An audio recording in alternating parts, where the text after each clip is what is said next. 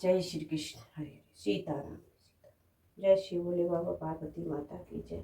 हे बजरंगबली, आइए अब पूजा करने जा रहे हैं। उसमें जो भी गलती उसे क्षमा करना, प्रभु क्षमा करो। मुझे कुछ भी ज्ञान नहीं है प्रभु। आश्रम सागर शांत रस पूरन पावन पातु सेन मनो करुणा सरित लिए जाई रघुनाथ सियावर रामचंद्र की जय। श्री राम जी का आश्रम शांत रस रूपी पवित्र जल से परिपूर्ण समुद्र है। जनक जी की सेना समाज मानो अकरुणा रस की नदी है, जिसे श्री रघुनाथ जी उस आश्रम रूपी शांत रस के समुद्र में मिलने के लिए लिए जा रहे हैं। बोरते ज्ञान विराग करारे बचन सशोक मिलत न दिनारे सोच उसास समीर तरंगा धीरज तट तरु बर कर भंगा। यह करुणा की नदी इतनी बड़ी हुई है कि ज्ञान वैराग रूपी किनारों को डुबाती जाती है। शोक भरे वचन नद और नाले हैं जो इस नदी में मिलते हैं, और सोच की लंबी सांसें आहें हैं। वायु के झकोरे से उठने वाली तरंगे हैं जो धैर्य रूपी किनारे के उत्तम वृक्षों को तोड़ रही है। विषम विषाद तोरावती धारा भय श्रम ब्रह्म भवर अवर तर अपार केवट बुद्धि विद्या बड़ी नावा सकहिन खेई एक नहीं आवा। भयानक विषाद सुख ही उस नदी की तेज धारा है। भय और ब्रह्मो ही उसके असंख्य भंवर और चक्र है। विद्वान मल्लाह है, विद्या ही बड़ी नाव है, परंतु वे उसे खे नहीं सकते हैं, उस विद्या का उपयोग नहीं कर सकते हैं। किसी को किसकी अटकल ही नहीं आती है। बन चरे कोल की रात बिचारे थके बिलो कई पति हारे आश्रम उदित मिली जब जाई मन उठे अब बुद्धि अकुलाई। वन में विचरने वाले बेचारे कोल की रात ही यात्री हैं, जो उस नदी को देखकर हृदय में हार कर थक गए हैं। यह करुणा नदी जब आश्रम समुद्र में जाकर मिली तो मानो वह आज समुद्र अकुला उठा, खौल उठा। शोक बिकल दौराज समाजा रहान ज्ञान नदीर जुलाज भूप रूप गुणशील सराही रोवही शोक सिंधु अवगाह। दोनों राज समाज शोक से व्याकुल हो गए। किसी ने ज्ञान रहा न धीरज न लाज ही रही। राजा दशरथ के रूप गुण और शील की सराहना करते हुए सब रो रहे हैं और शोक समुद्र में डुबकी लगा रहे हैं। अवेगाही शोक समुद्र सोचहि नारी नर व्याकुल महा देव दोष सकल सरोज बिलोही भाम विधि कहो कहाँ। सुर सिद्धि तापस जोगी जन मुनि देखी दशा विदेह की तुलसी ने समरथ को जो तरी सके सरित स्नेह की। शोक समुद्र में डुबकी लगाते हुए सभी स्त्री पुरुष महान व्याकुल होकर सोच चिंता कर रहे हैं।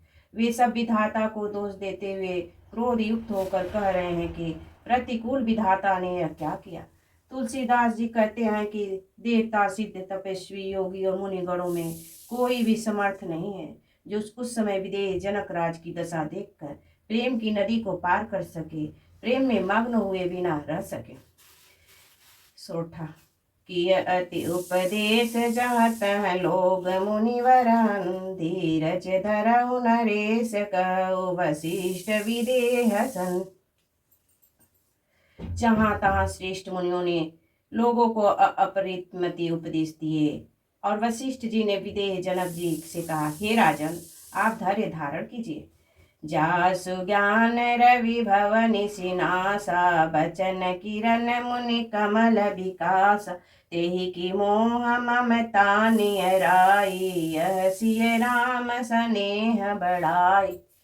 जिन राजा जनक का ज्ञान रूपी सूर्य भव आगमन रूपी रात्रि का नाश कर देता है और जिनकी वचन रूपी किरणें मुनि रूपी कमलों को खिला देती है, आनंदित करती है, क्या मोह और ममता उनके निकट भी आ सकते हैं? यह तो श्री राम जी के प्रेम की महिमा है, अर्थात राजा जानकी जी यह दशा श्री राम जी की अलौकिक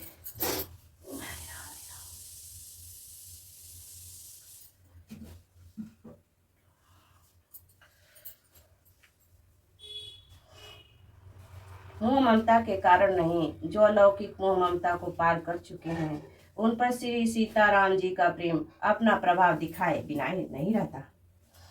विषयी साधक सीधि सयाने त्रिविधि जीव जग वेद बखाने राम स्नेह सरस मन जासु साधु सभा बड़े आदर तासु। विषयी साधक और ज्ञानवान सिद्ध पुरुष जगत में 3 प्रकार के जीव वेदों ने बताए हैं। इन तीनों में जिसका चित्त श्री राम जी के स्नेह में सरस सरोबोर रहता है, साधुओं की सभा में उसी का बड़ा आदर होता है।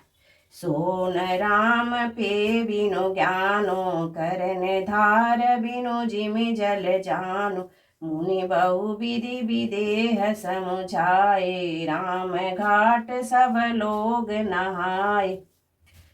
श्री राम जी के प्रेम के बिना ज्ञान शोभा नहीं देता। जैसे कर्णधार के बिना जहाज। वशिष्ठ जी ने विदेहराज जनक जी को बहुत प्रकार से समझाया। दशंतर सब लोगों ने श्री राम जी के घाट पर स्नान किया। सकल शोक सकुल नर नारी सो वसुर बिताओ बिनु बार पशु खग मृग कीनियारो प्रिय परिजन कर कौन विचार। स्त्री पुरुष सब शोक से परिपूर्ण थे, वह बिना ही जल के बीत गया। भोजन की बात तो दूर रही, किसी ने जल तक नहीं पिया। पशु पक्षी और हिरण तक ने कुछ आहार नहीं किया। तब प्रियजनों ने कुटुंबियों का तो विचार ही क्या किया जाए।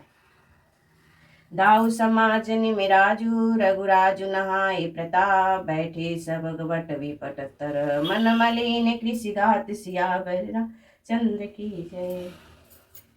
निमिराज जनक जी और रघुराज रामचंद्र जी और दोनों ओर के समाज ने दूसरे दिन सवेरे स्नान किया और सब बड़ के वृक्ष के नीचे जा बैठे। सबके मन उदास और शरीर दुबले हैं। जे महेश्वर दशरथ पुर बासी जे मिथिलापति नगर निवासी हंस बंस गुरु जनक पुरोधा जिन्हें जगमगु परमारतु शोधा।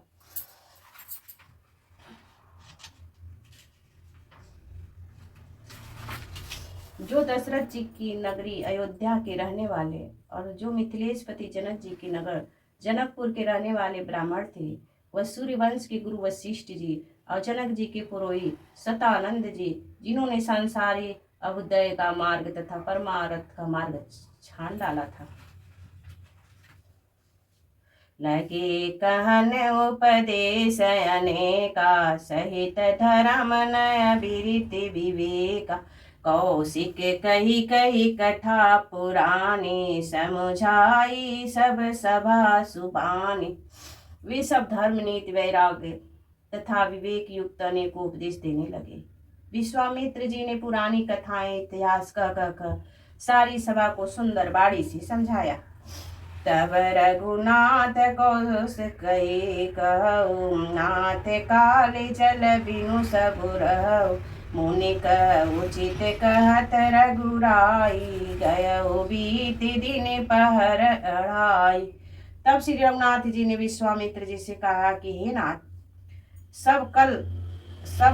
कल सब लोग बिना जल पिए ही रह गए थे, अब कुछ आहार करना चाहिए। विश्वामित्र जी ने कहा कि रघुनाथ जी उचित ही कह रहे हैं, 2.5 पहर दिन आज भी बीत गया। ऋषि रुख लखी कहे तरुत राजो यहाँ उचित नहीं आसन नाजो कहाँ भूप बल सवई सुहाना पाई रजाय सुचले नहाना। विश्वामित्र जी का रूप देखकर तिरहुत राज जनक जी ने कहा, यहाँ अन्न खाना उचित नहीं है। राजा का सुंदर कथन सबके मन को अच्छा लगा। सब आज्ञा पाकर नहाने चले। तेहि अवसर फल फूल दल मूल अनेक प्रकार लाई आए बनचर विपुल भरी भरी कावरी भार सियावर राम चंद्र की जय। उसी समय अनेकों प्रकार के बहुत से फल फूल पत्ते मूल आदि बहंगियों और बोझों से भर भर कर बनवासी कोल की रात लोग ले आए। कादम भे गिरि राम प्रसादा अवलोकत अपहरत विषाद सासरिता बन भूमि विभागा जनु उगमत आनंद अनुराग। श्री रामचंद्र जी की कृपा से सब पर्वत मन चाहे वस्तु देने वाले हो गए। वे देखने मात्र से ही दुखों का श्रद्धा हर लेते थे। वहां के तालाबों, नदी, वन और पृथ्वी के सभी भागों में मानो आनंद और प्रेम उमड़ रहा है। बेली बिपट सब सफल सफूला बोलत खग मृग अनुकूला तेहि अवसर बन अधिक उछाव त्रिविधि समीर सुखद सबका। बेले और वृक्ष सभी फल और फूलों से युक्त हो गए। पक्षी, पशु और भंवरे अनुकूल बोलने लगे। उस अवसर पर वन में बहुत उत्साह आनंद था। सब किसी को दुख सुख देने वाली शीतल मंद सुगंध हवा चल रही थी। जाइन बरनि मनोहर ताये जनु मही किरित जनक पहुनाय तब सब लोग नहाय नहाई राम जनक मुनि आय सुपाय। देखी देखी तरुवर अनुरागे चहतः पुर जन उतरन लागे। दल फल मूल कंद विधि नाना पावन सुंदर सुधा समान। वन की मनोहरता वर्णन नहीं किया जा सकती। मानो पृथ्वी जनक जी की पहुनाई कर रही है। तब जनकपुर वासियों सब लोग नहा नहा कर श्री रामचंद्र जी के जनक जी मुनि की आज्ञा पाकर सुंदर वृक्षों को देख देख कर प्रेम में भरकर जहां तहां उतरने लगे। पवित्र सुंदर और अमृत के समान स्वादिष्ट अनेकों प्रकार के पत्ते, फल, मूल और कंद सादर सब कह रामपुर पटय बरि बरि भार पूज पितर सुर अतिथ गुरु लगे करन फलहार सिया रामचंद्र की जय। जय सीता।